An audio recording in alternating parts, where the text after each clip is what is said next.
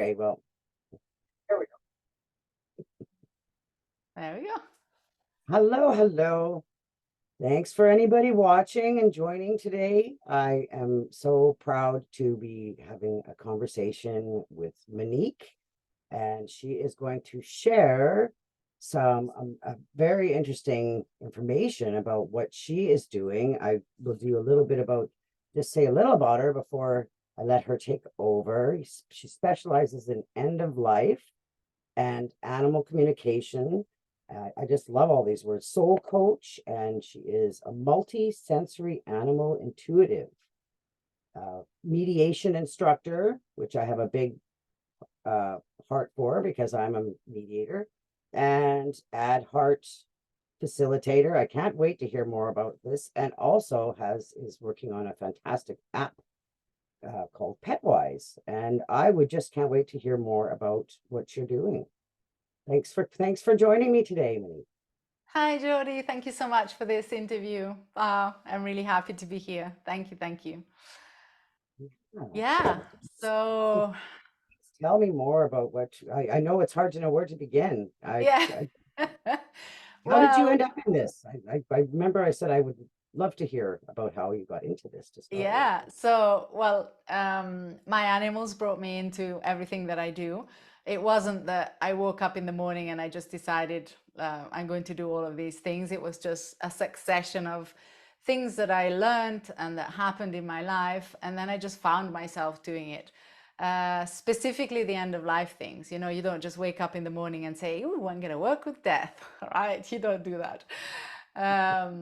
But I had a series of deaths. Well, actually, the first animal death that I had was so bad, Jody, so bad that I was pulling my hair. I was crying in desperation. That was with my first cat, Rami. And I remember when we, well, it was very traumatic all throughout his illness because I was in denial. I didn't even realize he was dying. And funnily enough, the vet didn't. I don't know why that happened. Well, I know it's like sometimes the path is set out, but you don't know where you're going, right? And I think my path was leading me to learn more about the end of life. But what happened was that my vet didn't really tell. Oops, hello, Sheba's just jumped on the table. Come on, sweetie. Um, and so um, and so it was interesting because uh, he he told me, he didn't tell me your cat is dying. He just kept saying, just bring your cat, every day. And the vet was in Milan, which is 1 hour away from here, 1 hour and 30 minutes from where I live. And so I was just doing what he said, right? I had a Swiss vet that told me that he had cancer in his bowels. No, he actually said, he told me it could be a blood clot, or it could be cancer in his bowels. So he said, basically, what we'll do, we'll operate, and if it's cancer, we'll just euthanize. And I was like, whoa, whoa, whoa, wait a sec, just like that. I mean, doesn't he have a say? And so then I called my Italian vet, which is further away, and he said, no, he has no cancer in his bowels. It's an infectious disease. Let me check it out.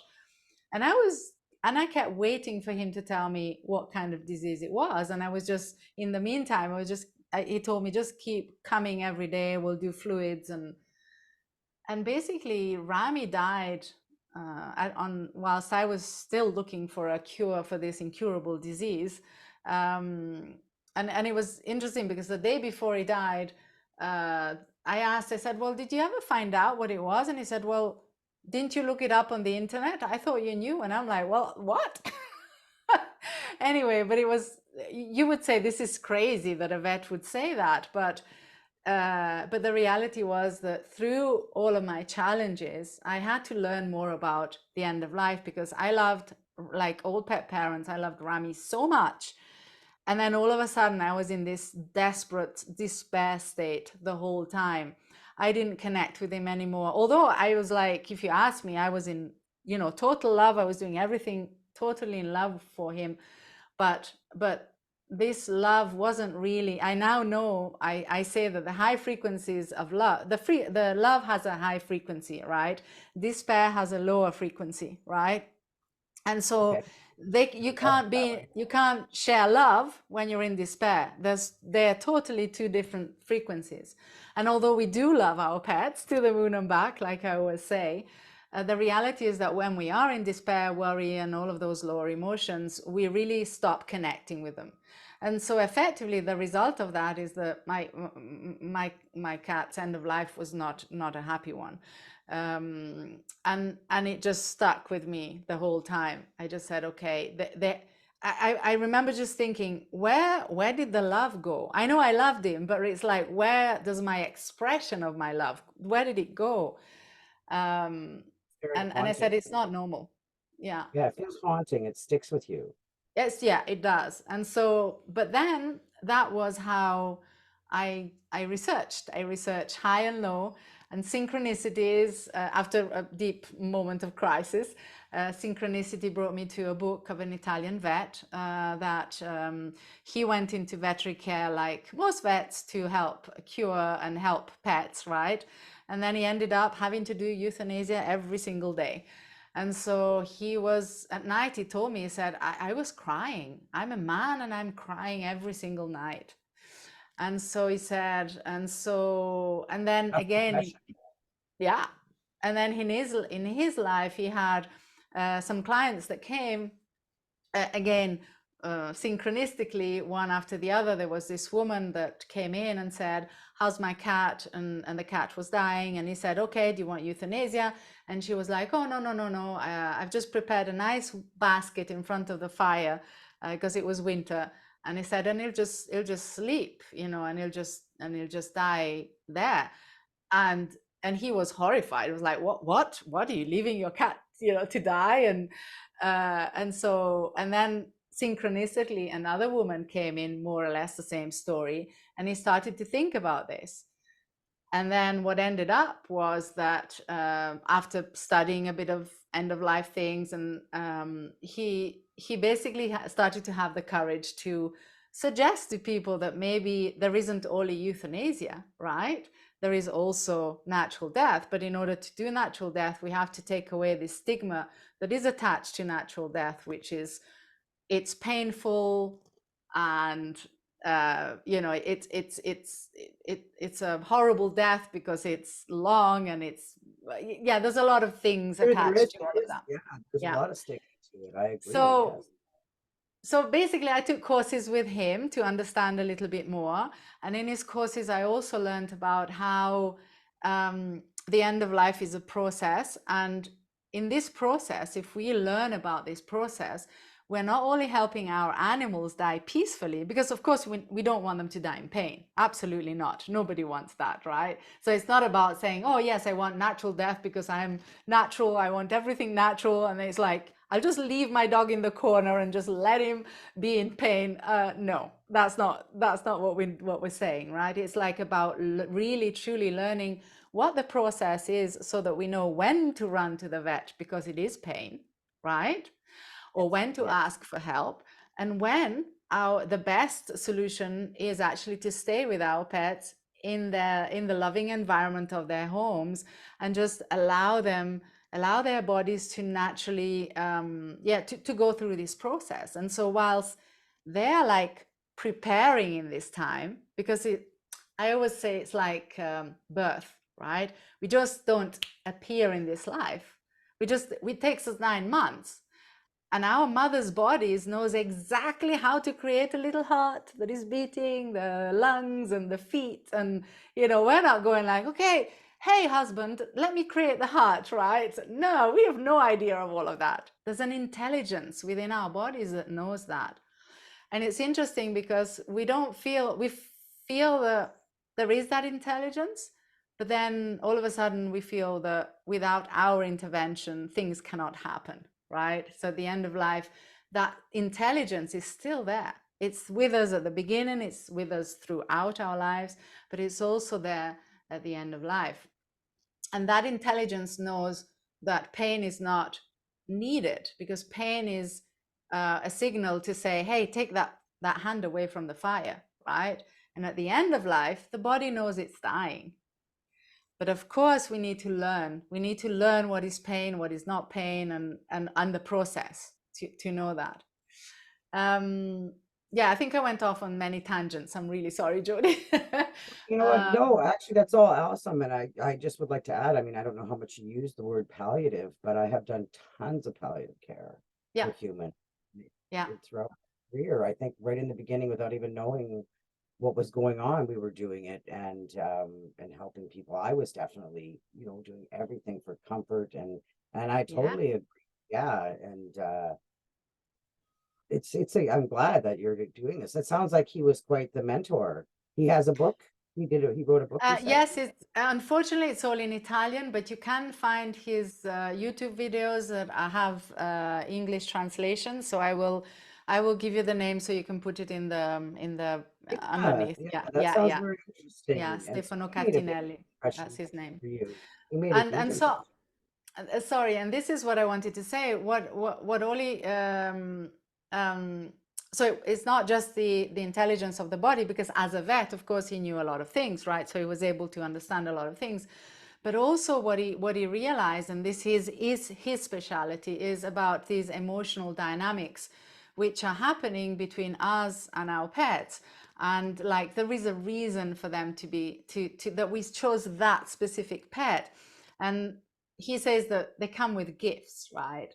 And so at the end of life, there is something, and that within all the various processes that happen physically, there's also mental and emotional, and there are gifts that we can receive from this, right? And then I love that. um, and it's beautiful, because then it really helps with everything. It helps us understand that dying is not the end. There's something else. Dying is not, we're not dead when we die, right? It's more of a graduation instead of a end, the totally end. And then there is, okay, what are we left with emotionally? What are the gifts that our pets have left us with? And then and so that is beautiful, because then we actually really see how I'm going to say their mission is concluded. And when we know that, it's just easier also to come to terms with a death. It can be a young death, it doesn't matter how old the pet is, but when we understand the things behind that, it's easier to come to terms. And another thing that really happens, and this I realized, so sorry, to conclude, that was Stefano's work, and he mentored me on that, which I really learned so much about my cat and how I could go further. But then for me, it wasn't enough. I kind of like to go deeper and deeper and deeper. So I learned about conscious dying. I went to Mexico. I did Buddhist courses, and I did many things about the concept of conscious dying, and which means being able to be conscious throughout the process of dying.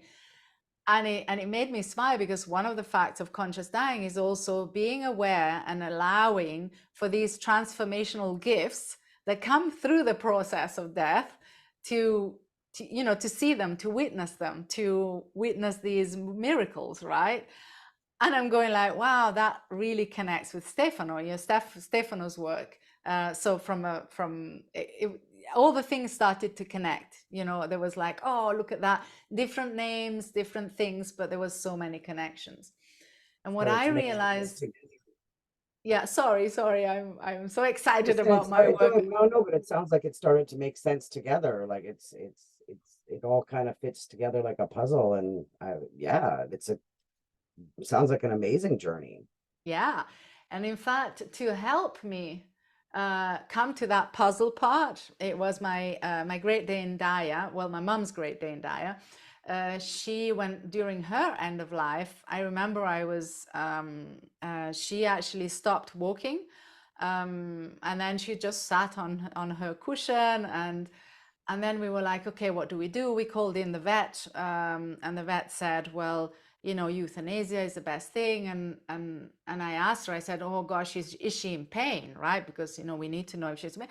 And she said, oh no, she's not in pain. And I'm going like, okay, so why euthanasia? She said, oh, because I don't know if I can come if she should go in pain. And I said, okay, well, do you foresee a pain? Because of course, I need to understand, because I wasn't connecting the two things. I wasn't connecting everything I learned with that moment. It was so interesting.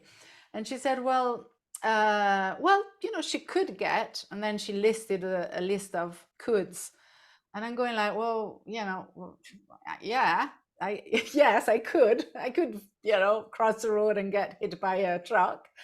Um, and so then my mom said, listen, if she's not in pain, I would prefer not to have euthanasia, because she was wagging her tail. She was just happy Daya. We would call her happy Daya. And she was just sitting there happy Daya. And I'm thinking, well, how can I just euthanize it? And she said, well, she's a Great Dane. If she doesn't walk anymore, how are you going to do? And that was a good point, because it's like, how do we take out a Great Dane, outside?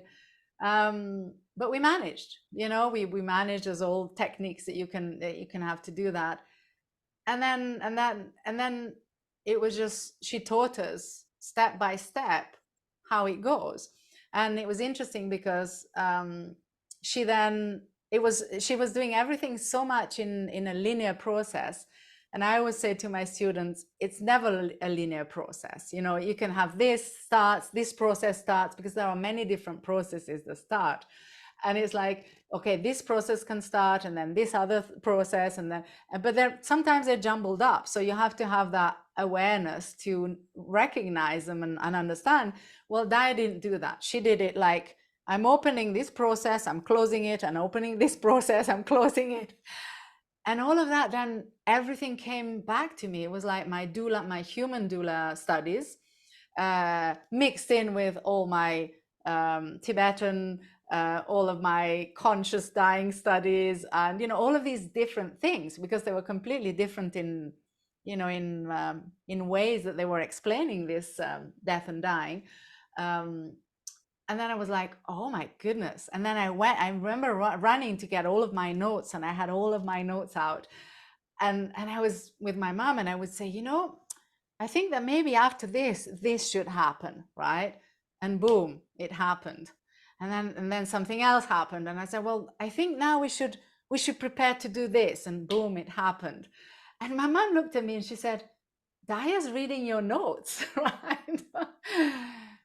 Now it never happened like that again, so Oh, linearly, right? More or less it does, but most, it wasn't. yeah, most are not the same, but yet there is it's very, very, very interesting. Wow. Yeah, It's a conversation that a lot of people, humans, have difficulty talking about, even with humans. yeah, Never mind this amazing animal who is, always happy to see them, and we love them so much. yeah. And that dog, so she was able to pass at home Yes. comfortably. So yeah, absolutely. And it was beautiful because she did pass it home, and she was my mom's dog. So I also saw the effect on how having going through that natural death, right, and at home, and knowing what you're doing. Of course, as I said, we don't just leave the dog in the corner and leave them in pain, right? There were moments where I didn't know, is she in pain? If not, then I was like looking at all of my notes and considering things, calling vets, calling not, I mean, I was very active in trying to make sure she was, in making sure It's she hard when wasn't. it's in your heart too, right? It's really, Absolutely. really hard because, yeah, because you really don't want that suffering. But No, you I don't you just, don't I want it feel in like the your. stress, just the stress of being able to stay home is amazing. Like just not It's having to amazing. It's that. amazing because then you see all of my mom gave me also that was my first experience in understanding how going through this process helps with grief. And I realized how, euthanasia is, and I'm not saying I'm not saying you don't do euthanasia, right? I'm just basically, what I do with my clients, I take them one step at a time towards where they're going, and I help them to stay in the higher vibrations. And when they are in the higher vibrations, they can remain connected to their pets. I'm saying like that because I've got my cat Shiva on my. Okay. Oh yes, it's like what is she doing? No, but Um, I understand. Yeah, for yeah, yeah. sure. And so they remain connected. So there's no need for animal communicators, no need for anybody to say anything, right? Because we know. And then what happens is we're also not in the rational mind, because usually an end of life decision is made rationally. So I don't want my pet being in pain, therefore let's do the most compassionate thing, right? So that's a rational decision, right? Now, when I go deeper, and I go deeper into understanding what is a good death, because a good death has to be a good death for your pet, right? So how do they live this experience on all levels, not just taking them to the vet or having the vet come and all of that, but also what happens on the other side when you do euthanasia. How do they live the dying suddenly, because they die in like less than a minute, right? And then they find themselves on the other side. So it's like, okay, it's important to know what happens on the other side. A pet that is dying in pain, right? Because if a pet that is dying in pain, what happens on the other side? A pet that dies peacefully, what happens on the other side? So dying is not just a physical experience, it's a spiritual one mostly, actually, because it's a transformation from physical to energetic or spiritual. So yeah, so anyway, through Daya's experience, I realized how all of that helped with the grief process. And so what I found usually, that when we're having a sudden death, we go from a wagging tail to a body that's not even there, right? That creates what is called sudden grief, which is the hardest one. And most of my clients come to me after, and they have to deal with that. And Yeah, I've never heard of that that's a term. long process, right? Yeah, I've never heard of that sudden grief. That make yeah, I totally I agree. That's what it is. yeah. So, I'm not saying that you never, you're not sad or anything like that, because of course, you have a loved one, a beloved animal, and then they are not there anymore. But the going through the process helps, and there's so many things that happen inside of us, even in our brain, when we are going through the processes. So they're going through a transformation, but we are going through a transformation that helps us naturally deal with grief at the end as well. So we don't have it. We are sad, but we don't have grief, right?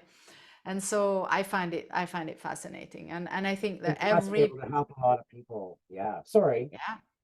No, every pet parent and parent should have this opportunity in life, right? Because yeah, it's not an on-off switch. In the same way that it took us 9 months to come here, it's not an on-off switch. And I'm not saying it takes 9 months, by the way. There are Oh all no, length. Yeah, we know we're going to most likely outlive our dogs.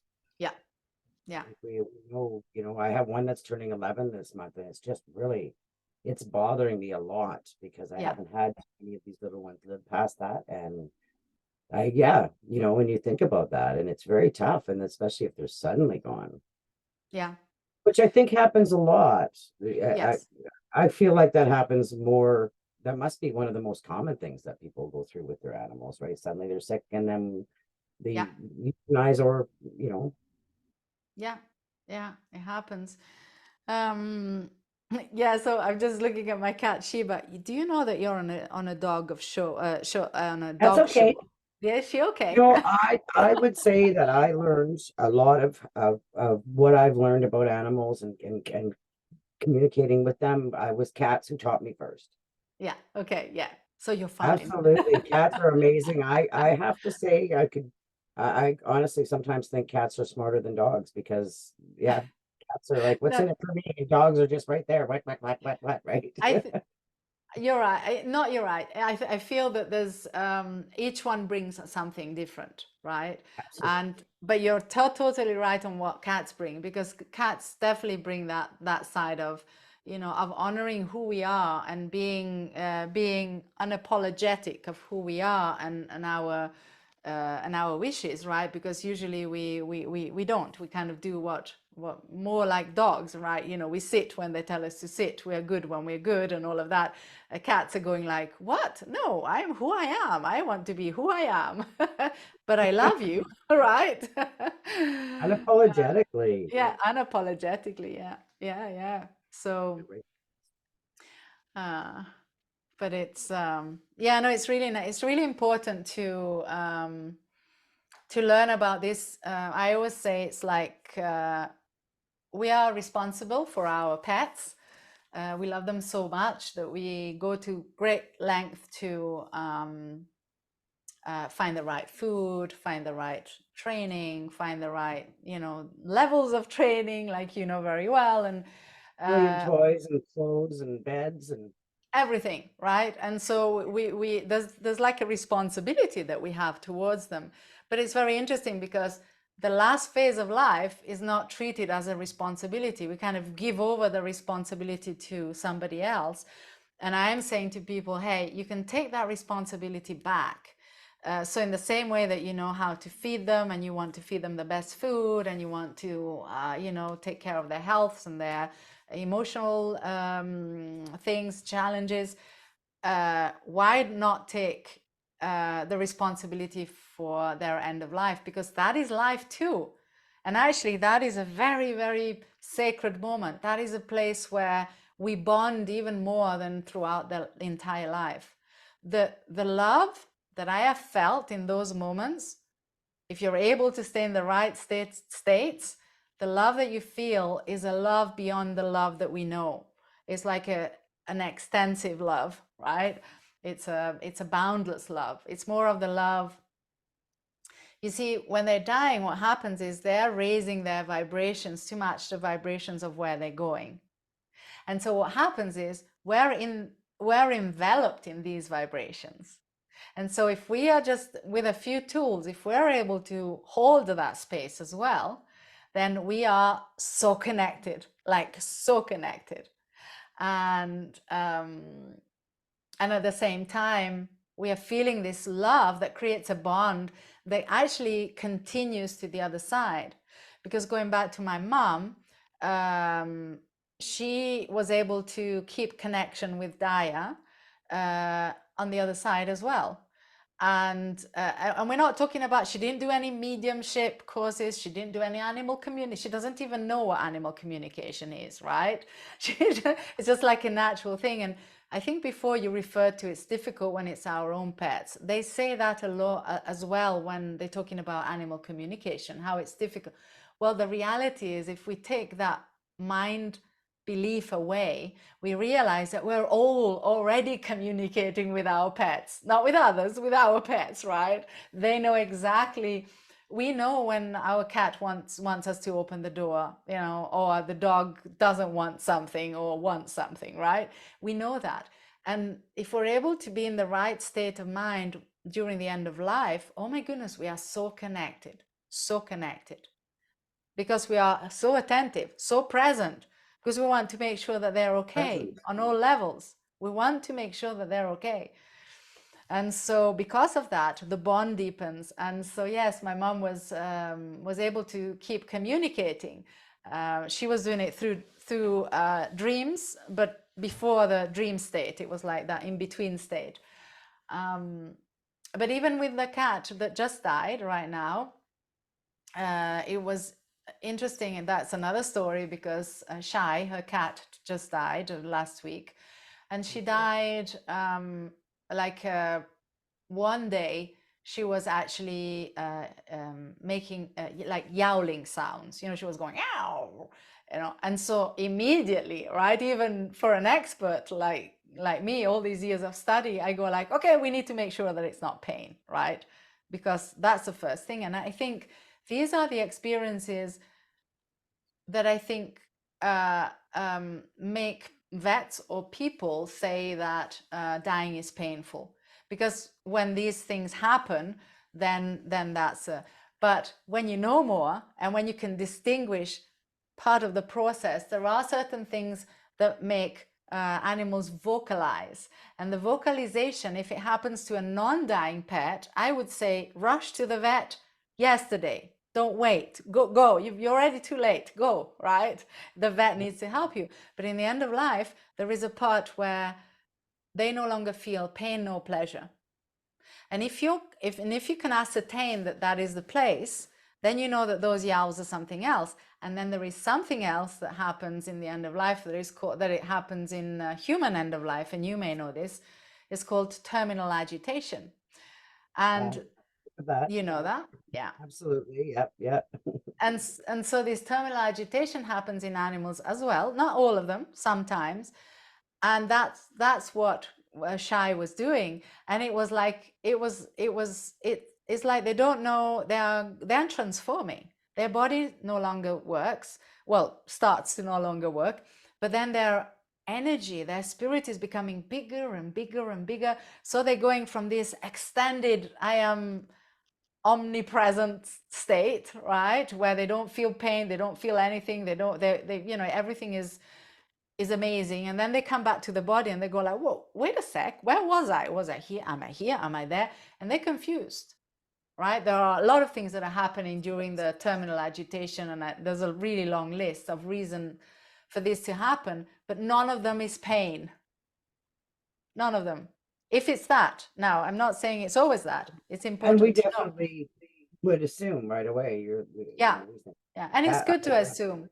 I teach doulas to do this work, and I always tell them, don't assume. You know, if you might come to the conclusion that it's terminal agitation, but then 2 minutes later, recheck, right? So I'm not, as I said, I am not okay with letting animals in pain, leaving animals in pain. That's not okay. So I'm not saying that's to do, Oh, but no, no, no, no, definitely not. yeah. That's Yeah, but it is beautiful, because then when we learn what is also happening, there's some things that make us feel, oh, you know, this is really bad for our pets. And then when we realize what is happening on the spiritual level, on the energetic level, we go, this is bliss. This is not, you know, like not. But of course, we're only looking at the physical, and that's why there are many programs that not many. You see, even in humans, the doula part has been, which is tending for the dying, right? Taking care of the dying from a non-medical level.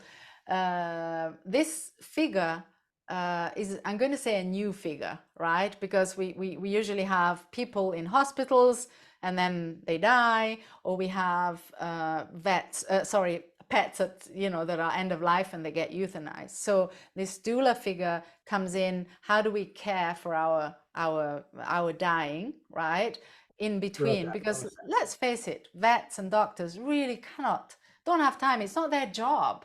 You know, their job is to cure, is to support the life in the bodies. They're so perfect in I'm going to say fix the bodies, right? But the Yeah. dying is not about fixing the bodies. In fact, the systems that fix the body, when a body is dissolving, when a body is shutting down, creates more pain, because you're going against the body shutting down, and we are trying to keep it alive, right? Doesn't want to. I mean, I've talked lots about one like the heart. The heart, its work throughout the whole life is to beat. Yeah, And I know I have felt that at the end that many people like the heart is the last thing. It just doesn't want to stop. yeah, yeah, Right? It yeah, doesn't want to because it's been made to do to beat, and it feels sometimes like it's the last thing to give up. Like the rest, everything is shutting down, and that heart will still be giving, one or two beats a minute, whatever it is, yeah, right? And the respiratory too. But I feel like it's the heart. It really, your body has been made to live. yeah. So it goes every last beat it can. Yeah. And you know, it's so interesting that you bring this up, because it's true. The body is made to survive. We all have a survival instinct. So, for example, in euthanasia, what happens when the liquid goes through the veins, you know, they feel the cold of the liquid going, going, going, going, going, and then it goes to the heart. And what happens to the heart is like the heart stops for a moment because it gets shocked for this thing, and it stops a moment, and then what does it do? It starts beating really fast because it's like, hey, hey, hey, hey, we need emergency, we need to get this heart. So it just starts beating really, really fast, and then of course it has to succumb to the strong medicine, and then it stops beating. But there's always that, like you say, that that I no, I'm gonna survive, right? So that body has an inbuilt um, system to survive. Now, what is important is that's why it's important at the end of life, not just looking at the body, but also looking at the energy side, right? Because from a soul level, a dog can tell you, I'm in bliss. And then you look at the body and they're going like, oh gosh, maybe the dog is panting or breathing strangely, or I don't know, doing strange Yeah, I'm moves. sure. I'm sure that there's probably like the law. The biggest thing that's distressing is the breathing, right? Or Yeah, restlessness, like you say, the yeah, agitation yeah, or the breathing can be yeah, difficult for people at the end of life with dogs and cats, or I mean, yeah, and humans and yeah, cats. yeah. And like I learned in And my, I love what you. I just want to say right away, since we're talking about that. I mean, this is so important because it does make such a difference when you're able to recognize this as part of the yes, process and be there emotionally yes, as compared to in that panic that it can happen from, and being prepared can make such a difference. I know it this is. from personal family stuff. Even when my father-in-law died in 2000, Okay. like if they had been properly prepared to know what was going to happen, Yeah. it would have been such better energy to be saying goodbye to him, to be giving him Yeah. what he needed at that time, instead of everybody, being just focused, like we said, on the breath, Yeah. right? It's so Yeah. much more than just the last breath happening, right? Absolutely. Absolutely. And when you know that it's not painful, and you know that it's just like a sound that is coming from a body that is closing down, then you can relax and just do what you're there to do, which is share your love, support your dying loved one, soothe them, love them, talk to them, like share the journey. If you're able to stay in a very deep state, you might be able to share their journeys. There's a possibility also to share the energetic journey, see where they're going, what's happening, and all of that helps tremendously with the grief process and coming to terms with what is happening. It's not an appointment where we just turn the light off, right? That is really hard to come from. And you're right, preparation is the key. I always say that, we prepare for everything in life. We prepare for a wedding, a talk, whatever, right? We prepare for everything in life. We go out at night, we just put the right shoes on. If snow comes, we put the boots on. We just prepare for everything, right? Yet the only certain thing in life, death, we just want to wing it at the last moment. It's like, I don't want to talk about death now. I have a puppy. I don't want to talk about death now. It's It's like true. We just wing it. we wing it. And then of course with something so big, I mean, I've learned from the Buddhist tradition, and they study death and dying their whole lives. I'm not joking, their whole lives. And they do that because they say that when you're able to remain conscious during the death process, then you can also have an effect on the other side, how you come back, if you come back, and all of that other bigger picture. But yeah, we are just 1% made of energy. The rest is 1% made of matter, and the rest is energy. So I think we really should look into that side as well, and not just look at the body, right? Yeah, I think it can just make such a huge difference. As you know, like I said, from what I've gone through, and and I recognize how difficult it is when it is something, an animal or a person you love, how challenging it can be, but it sure can make a difference when I can't tell you how many people I've been there when they've died, and animals too, it's a challenge when you yeah, knowing and understanding what is exactly happening and not panicking and staying. And how many people, as the person is deteriorating, suddenly will come on and say, we want you to get rid of the DNR order, right? yeah, To scrap yeah, that do not necessitate order and start working on them now. yeah, And when you know and you feel that their spirit and their body's done. But Yeah. that doesn't mean that they don't have a, there's isn't a whole bunch else, and they don't. I picture them.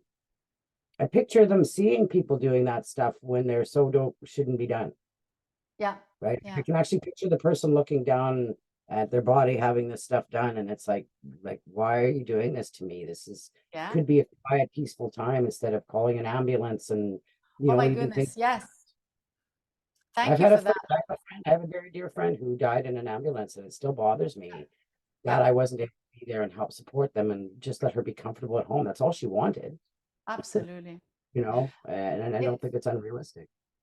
Yeah, you're right, and this is important to learn because and this, by the way, is good for pets and people as well. So you're absolutely right, and one thing that breaks my heart is that we don't have this knowledge, and not having this knowledge, what happens is, for example, I've seen a lot of pets taken urgently to the vet to be euthanized because maybe they had unresponsive looks. By the way, there's vets use what they call a quality of life scale. I don't know if you've ever seen one, Okay.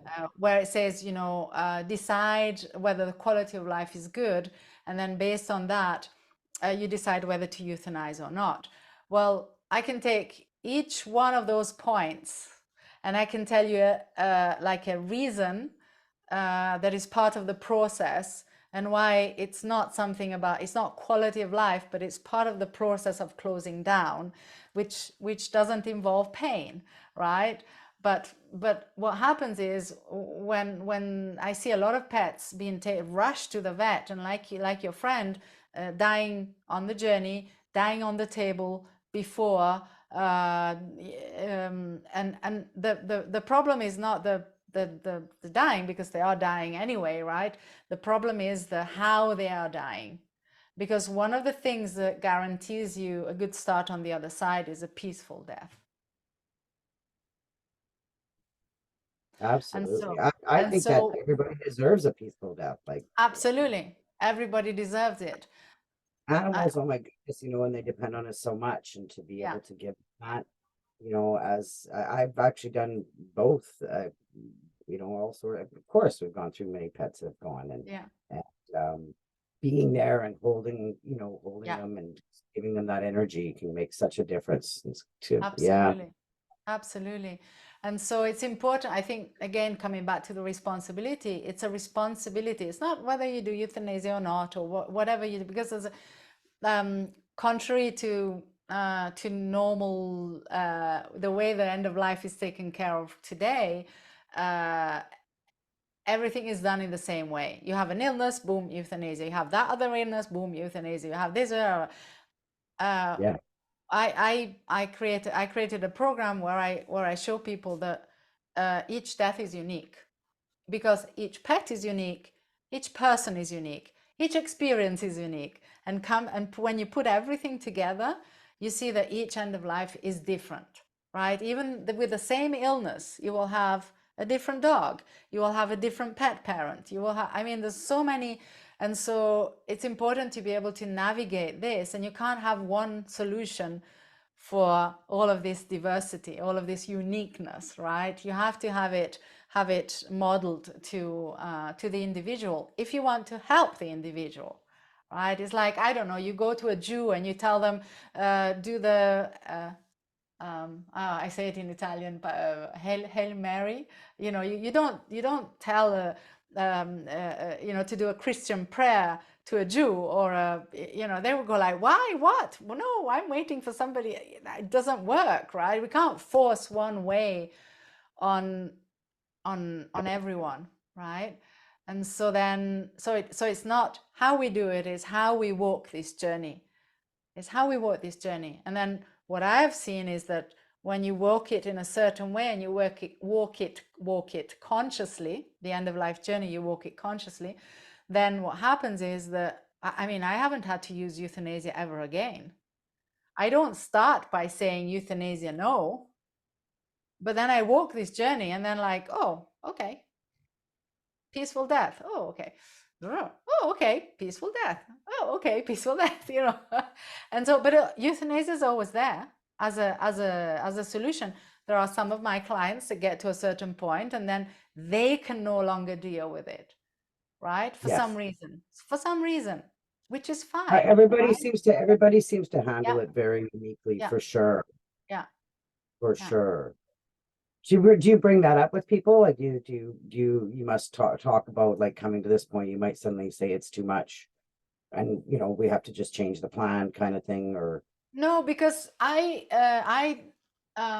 because I said it's unique. I work a lot on their, I try to understand their mission. I try to understand energetically how people are. I try to understand emotionally what's going on and also physically. So there's all of that. Now, the physical part is the vet's responsibility, right? So it's really nice if we can work with the vets. Um, but if I am sure that the animal is like end of life, so it's like at that point of no return, you will know about active dying and even before that. And if we know that that is there, then usually then the vet doesn't. I mean, the vet can always be helpful because it's like, hey, this is happening. Is it okay? Yes, okay, okay, boom. But not the problem with vets is that they haven't learned about end of life. In yeah. vet school, they've only learned about euthanasia. So that last part is outside of their expertise unless they have learned it. And to be honest, I haven't found a vet today apart from the vet that I learned from that actually knows these things. And so what I do with the client is it's always I empower them to take the decisions because the decision has never to be. We are used to going to the vet and saying, hey vet, can you please tell me what to do because I don't know anything about this, right? And then the vet, they have to tell they tell you what to do, which is also difficult for them, right? However, I empower people, I teach people about everything so that then they can know, and then I'm there to support them. So they might say, well, what do you think? I say, well, okay, let's look at everything. So I never say don't do euthanasia, or I never say do this, but I say, okay, from where I see it, it could be this. And then they look and they go like, oh yes, I know it's this because blah blah blah blah blah. So they kind of like I bring them in so that they're empowering themselves. So it's not a decision. I'm Knowledge not. is empowering. Knowledge and information is very empowering. Yeah. So I don't. So what happens is if euthanasia comes into the mix, it's because they go like, I want to euthanize, and then like I want to euthanize, I want to euthanize, and then I say my side, and I say, well, yes, that's an option, right? And then I say, you can also look at it from this other end and see this other side. Now, some may say, some may take this other side for the moment, but then they go on and they say, you know what, it could be, I just remember a woman that had a cat that was that hid in the wardrobe, and the cat was sleeping on the cashmere jumpers, right?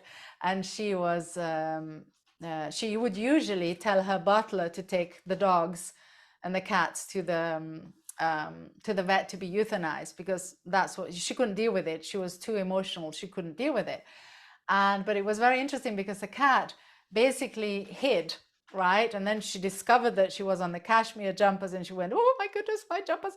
But then there was the butler wasn't there, right? So she had to deal with it, and she kind of dealt with it, and it was so interesting because I knew that the cat would have died in one day, right?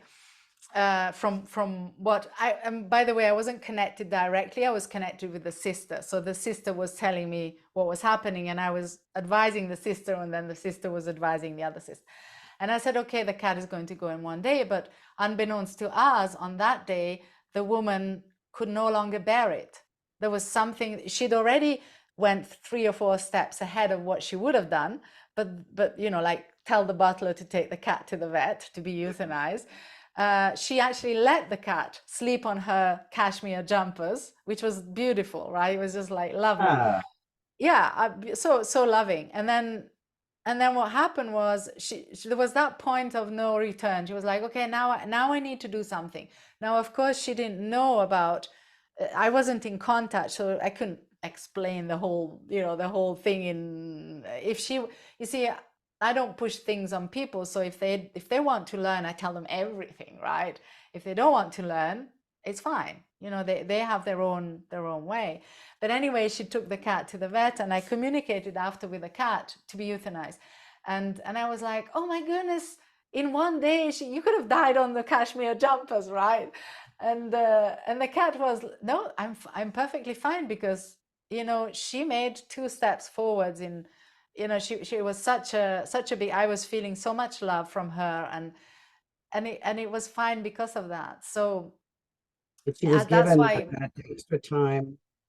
extra time, just be comfy. And obviously her mom, her owner, had time to be, I like to say the word digesting, but processing Yeah. what was happening, right? So Yeah. she had that time to do some grief. I mean, Yeah. itself can make a huge deal. Yeah. Oh, And so you see, that's that's why it's not, yeah, there is close. not But one solution. But yeah. you Yeah. said the cat was fine. The cat was okay Yeah. with it. That's Yeah. nice. Yeah, because what is also important is the journey. That's why I'm saying each one is unique. The journey is important for that specific mission of that cat and that person. The person was learning to open up a little more, right? And be able to not just, tell the butler to go and take because some people can't take the animals to euthanize, right?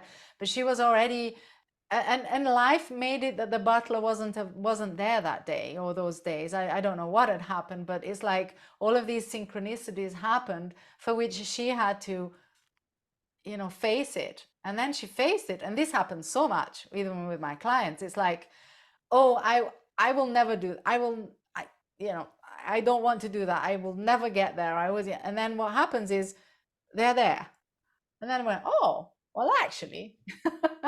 And then I will never do, and then they're there, right? Yeah, It's so yeah. beautiful. It's just so beautiful to see. Just so beautiful. It Yeah. is. It is. Actually, to this day, my husband still regrets not coming with me 11 years ago when my other dog, also, I, I, there's always, you always question, right? There's always that question, like, did I rush into it? And, because there's always that part of like, if an animal gets sick, not only, unfortunately, money always comes to topic, Mm. right? And all of a sudden, if they get sick, it like costs a fortune to get some of these tests done to get, and then you don't even know if you're going to be able to help them after that anyways. Yeah. But I knew I felt like she was totally, it was her time. And Yeah. we took her to the vet. I had called already, and he didn't come in with me, but it was actually, um, because I think she'd been sick for a bit and I was working a lot and didn't realize it. Yeah.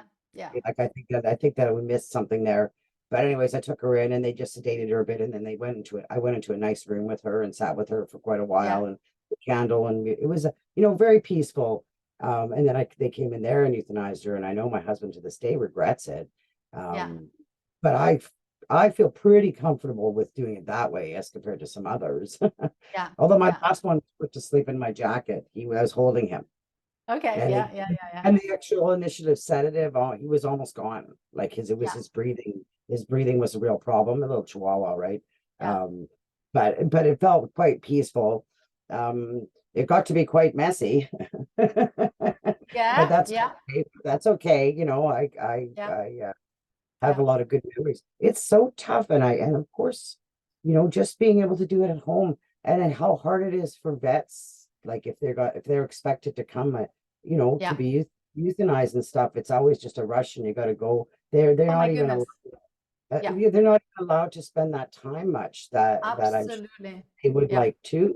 It's a tough thing. It's tough for everybody, and I wonder how much more could be more like what you're saying, Yeah. right? They can just be home and it can be peaceful and it doesn't have to be Yeah. suddenly gone. You can let them take their last breaths comfortably, Oh my not goodness. Yeah. stressed, right? Not Yeah. stressed with you and loving. And not only for us helping the dog, but and people, but there's usually people around, Yeah. right? So Yeah. supporting each other, I feel like that being feels good knowing that you're there for each other, Oh my right? goodness. It's As they're beautiful. passing over, they're together, you're supporting each other, Yeah. and it's a tough area. I'm glad so your program has been out for when did you put that out? When did you you Oh worked gosh. hard on Yeah, I worked for 3 years to create it because I was already teaching groups. First, I started with one-on-one, then I started group. I taught this course called Walk Your Pet Home in groups, and then it was so funny. My first students were so patient because I had so much information. I would say, okay, it will be 3 hours, and then I was like, oh, but this, oh, but this, oh, but this, and I was feeling that I was cheating on them because I was like, I've got all of this information I want to tell you, right? And they were laughing. They were going like, oh, okay.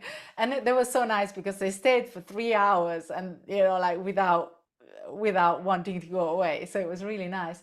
But then I went, okay, this, I can't go on like that. I want to be able to share the things that I know. And so I had this brilliant idea of creating an online course of it, where I put everything in sessions, in titles. So, even animal communication and the euthanasia and what happens and what doesn't happen, and the all of them, everything, yeah, all of it in sessions. And so you can actually go to the session that you want at the one point.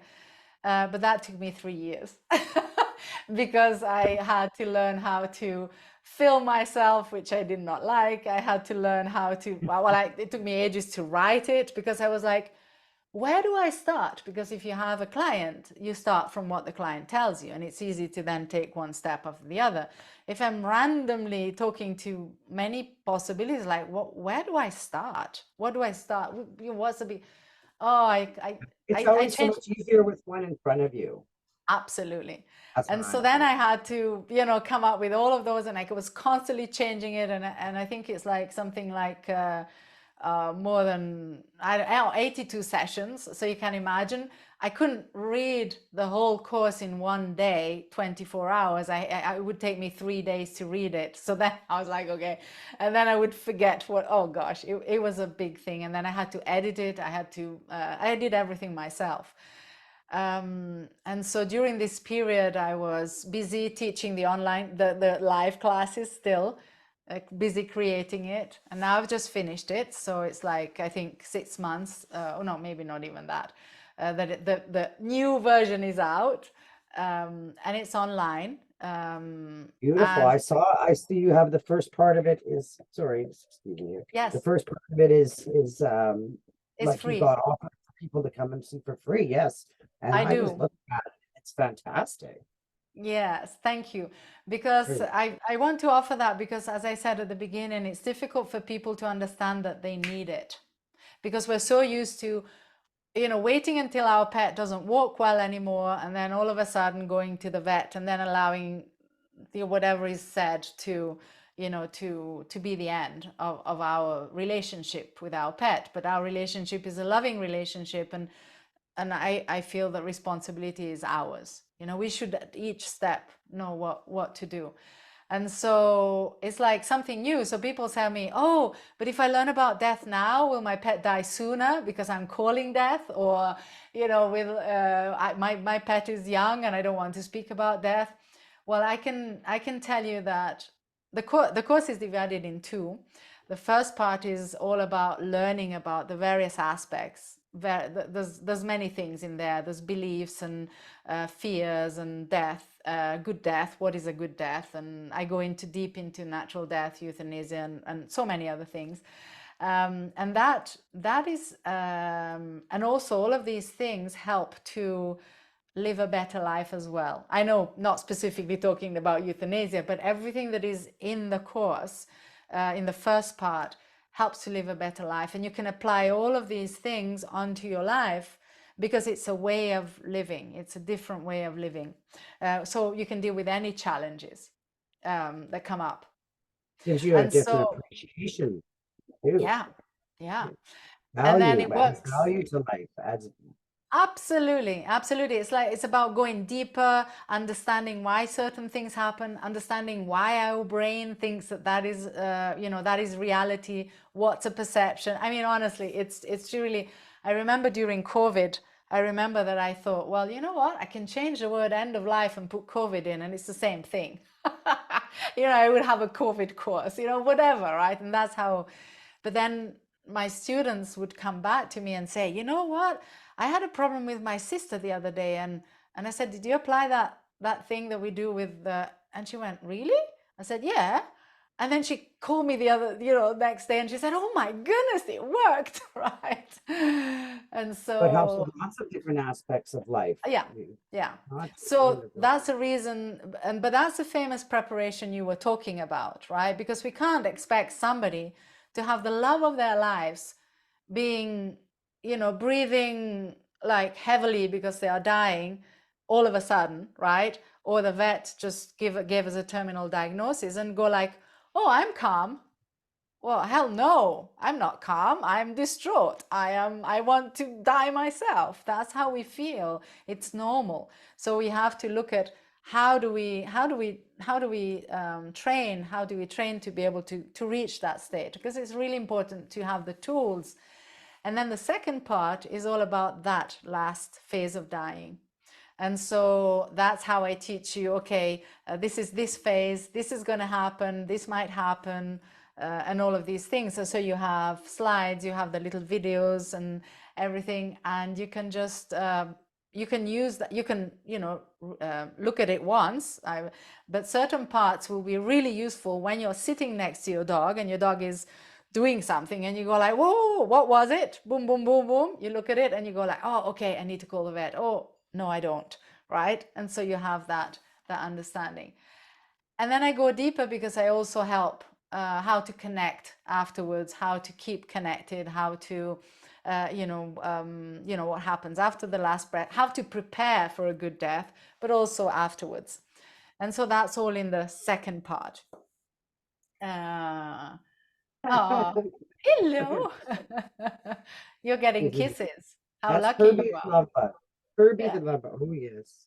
But he doesn't want to kiss him. He doesn't like kisses, but he gives them, right? I Oh, look at you. Oh my goodness. have So others sweet. that, yeah, they're shaky. He's shaky. He's my twitchy guy. This is an Oh, Italian hound disguised as a Jack Russell. okay. That's Okay. what I Okay. say he is. Yeah, he's cute. Yeah, Oh, I can't even think about the value. Like it's priceless. yes, Being it able to is. offer this kind of relationship and appreciation for life and death Yeah, is priceless, it is. and no matter what, it's a fact of life. Like Yeah, sooner or later, whether we're dealing with death with ourselves or pets or a family or a friend, it's gonna happen. We're gonna be doing yeah. some. Be And you're like to right, my it's priceless because also you get this course, you learn, each time you look at the videos, each time you learn something new depending on where you're at, right? And then it works for all animals, so you take it for one animal and then it works for, we never know what happens, sometimes there are sudden deaths as well, like all of a sudden. I have a friend and he has a dog that he's 8 years old. You wouldn't think 8 years is time for a dog to leave, yet he had a renal failure and he wasn't given much to live, right? And so it's like you wouldn't expect that. So you can't say I'm going to wait until my dog is 18 years, well, not 18, 14 years old and the vet has already given them the terminal diagnosis. Yes, you can still look at for the second part of the course and that will help you in that stage. But how wonderful then it would be for when you learn these things to be prepared, like you said at the beginning. It's and just to not be valuable so because stressed. Yeah. yeah. Yeah. my Like to mom my mom touched my heart the other day because she knows what I do, obviously, and she was there when I was like putting together all my thoughts in the first death with her dog Daya. But then obviously she knows what I'm doing, but she hasn't been following the specifics of what I do, right?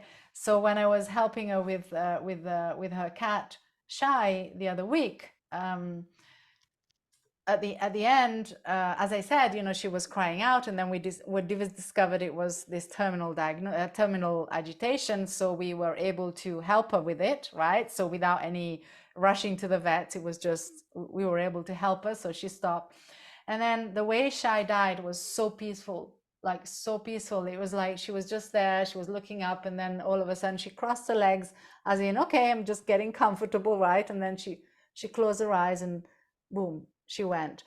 And my mom was looking at me and she said, afterwards, she said to me, I feel so sorry for everybody that doesn't have this, because she saw how it could be when you're not prepared, because she didn't take my course, so she wasn't prepared, right? But I helped her through the terminal agitation, and I told her what to do and how to help Shy. And then, but then the after that, Shy died so peacefully, and she'd prepared a basket. She prepared, she was every moment, and it was so funny because my mom would be cooking, and then all of a sudden she would drop everything and go, because she said she called me, and I'm like, what is it? No, you only heard her. She was the only one that heard her. She called her, and I was saying that's animal communication, by the way. Right? But he's like, no, no, no, it's not animal communication, right? Yes, it is, right? But she would call her. Everything that the cat did was calling her, because that's what she was used to doing in life. She wanted my mom to be there for everything. And she called her before her last breath. She called her, not meowing. She was like, yeah, she knew, and then she came and she called her, and then Spirit she or energy. just Spirit. beautiful. And she said, Oh, so I really, I feel sorry for the people that don't have this possibility, because she said to me, I'm sad, and she's sad, but she said, but absolutely. to me, to have seen her die like that at home, in her place, in the place where she always wanted to, Instead of fighting some drug that they're putting in oh, her, exactly. it's just She said it's there, priceless. there is like really zero comparison to a Yeah, peaceful day yeah, compared to other things, yeah, and yeah, oh, that's so nice. yeah. Hey, And I well, had your a client, mother's just one more thing, because I had a client's dog. She was amazing. She had a lung problem, so she was panting already. She was panting, and do you know that she went and she called the mother, her person was cooking. She went to the kitchen, called her, and then she turned around. She went towards the living room where she was laying down. She laid down and she died.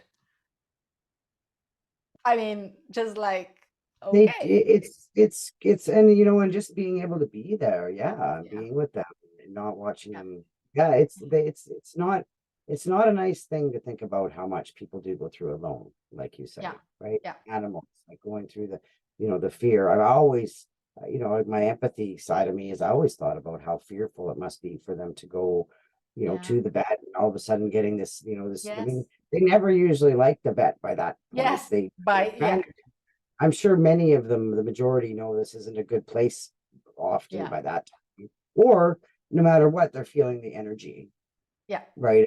There's the stress, the yeah, uh, distress, yeah. right? The distress going on, and yeah, wow, Really hey, good point. oh, Yeah, yeah, that is so amazing. I'm so excited. And so then you also make sure we mention this about the app that yeah, you've yeah, created. And I'm just so excited for you. It sounds amazing. Apps are the future. yeah. And It so how is. does that fit in? Tell me how that fits in, what you've done with that.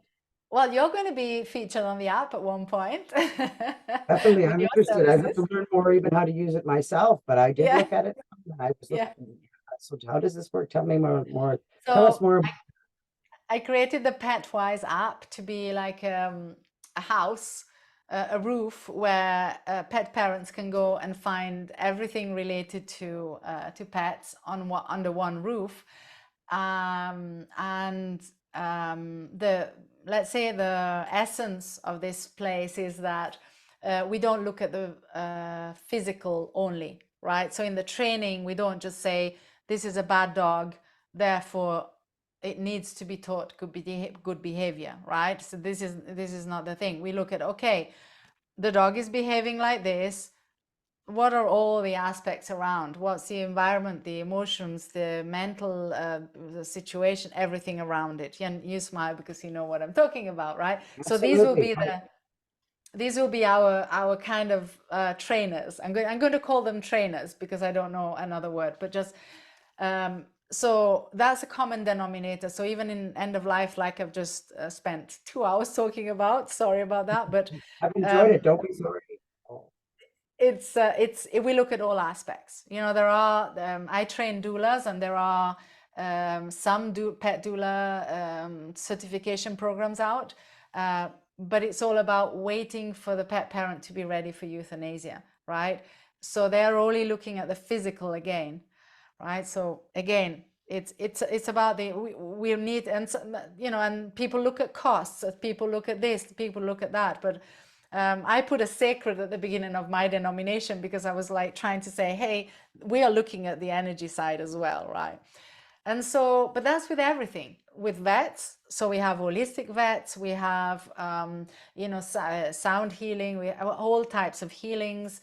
What else? We have, we organize healings where people that need can have you know, a free healing. Um, we're organizing a lot of things under that roof, and we're inviting experts like yourself that are aligned to this, you know, a holistic view, so that we can just be there for pet parents of any kind, right? Any animal that want help, because sometimes in moments of need it's difficult to find, oh, should I go to this, an acupuncturist, or somebody that does this or that or the other, and there you have them all there. And a lot of people, I encourage people to give free things as well, you know, free offerings, free, you know, Zoom calls. I'm going to be organizing some free Zoom calls. It's just at the beginning because I've been so busy creating those videos, but now we'll be starting doing a lot of that because I want it to be an energy of a family where we are sharing our challenges, right? So we're not taking the bad habits out of the dogs, but we are growing, and in our growing, we are helping our pets to bloom as well. And absolutely. To yeah, thrive, right? So you're yeah, helping to them thrive. thrive and Yes, giving. I mean, that's, you know, I do, it's learning environment genetics and self is the acronym, right, for the family dog mediation. And it's all based on science. And it's just, to me, it's that was the missing link yeah, to traditional fix training. it Yeah, dog training stuff, right? yeah,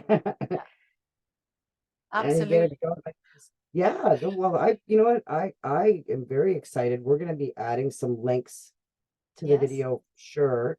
Um, and the app for the Petwise, you can find it. I don't think there's much else on there of apps with that name, is there? Like if you do an app search, No, but I can give you a link, you know, like the yeah. what do you call it? QR code or the link and everything, and you can put that in the Yeah, comments. Yeah, yeah, yeah, we could have even shown that here, but we can definitely be adding to this. I'm yeah. I'm gonna I'm gonna stop recording.